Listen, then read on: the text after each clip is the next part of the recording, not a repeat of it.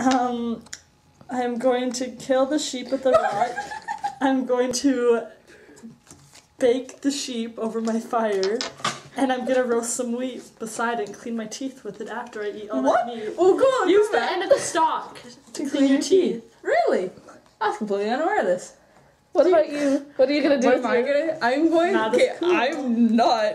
going to feed my sheep with my wheat and myself because I'm a vegetarian, and I'm gonna build. You're not a vegetarian. No, I'm not a vegetarian. I'm gonna use this to build. It reminds me of those, those like fire things that they like cook bread in it. Oh, I'll make bread. I'll build like a bread making thing, and I'll make bread, and then it'll be warm during the day, right? And it'll stay warm like once I'm taking the heat all out, and I can sleep in it at night.